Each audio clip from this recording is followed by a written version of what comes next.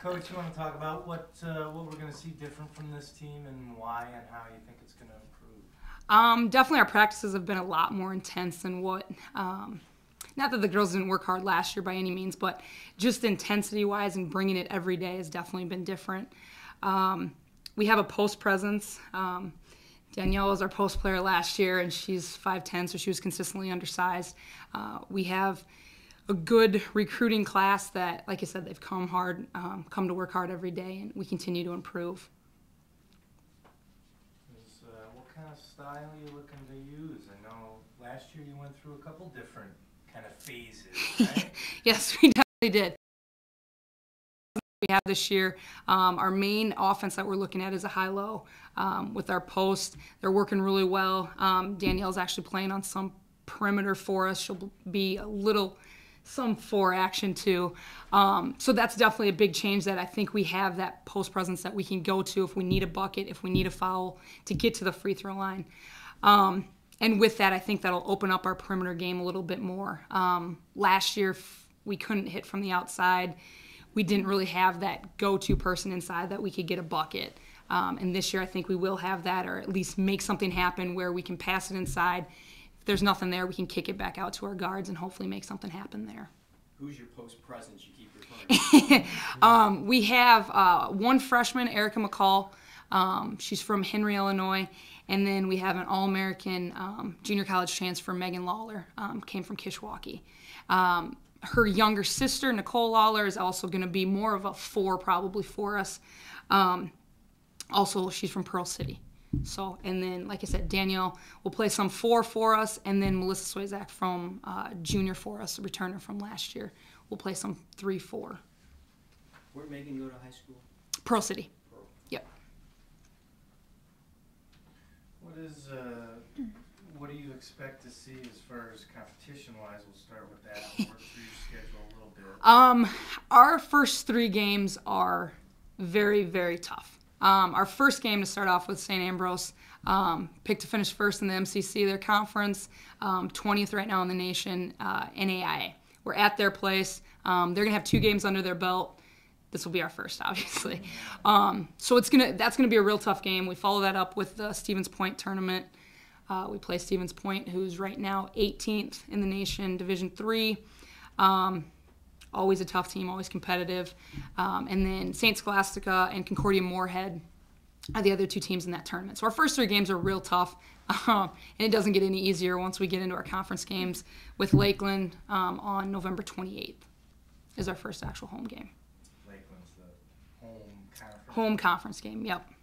And they got basically everybody returning. They graduated 1 guard, senior. So, yeah. And they're just a very, very scrappy team. How competitive do you expect your team to be this year in your second year now, and you've kind of made that transition and everything? The returners definitely know what I'm expecting out of them.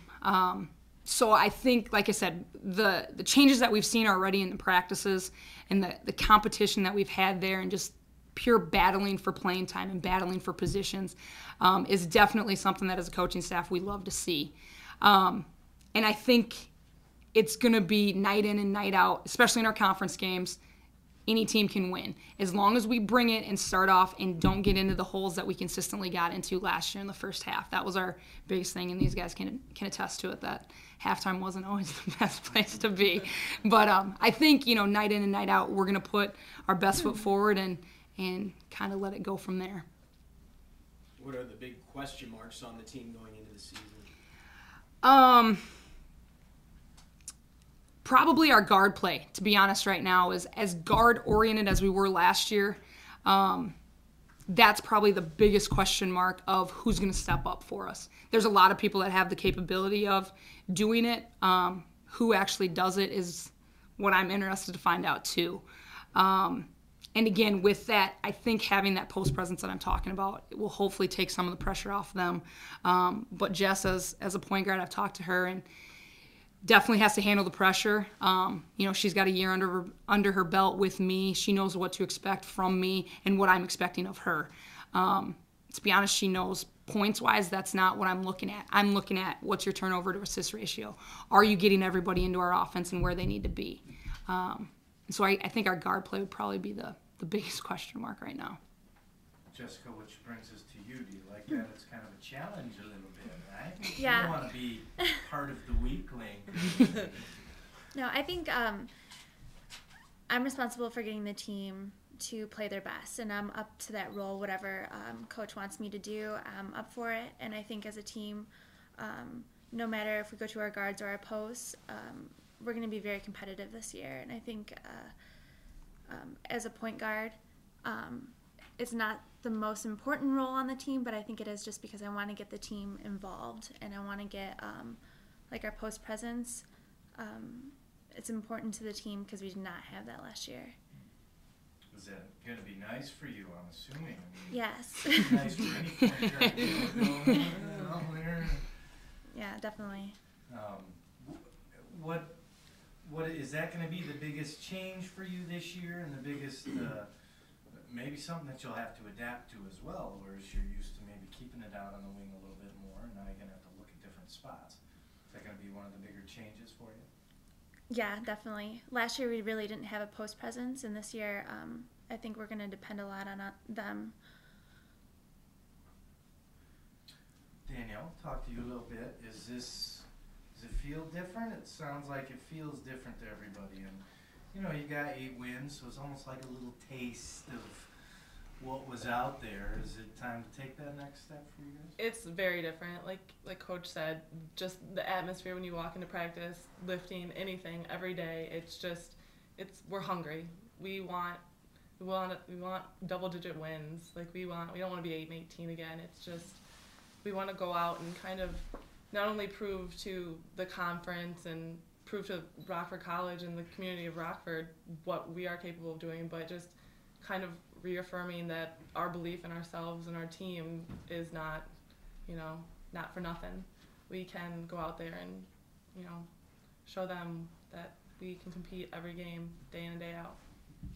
This is one of those sports where it's not always just about having the talent and having the greatest stars or whatever. It's kind of about putting it all together and doing the right things. Do you get the feeling that, I don't know whether that's chemistry or an overused word or whatever, but what is it, and do you have it? I think it's a lot of different things.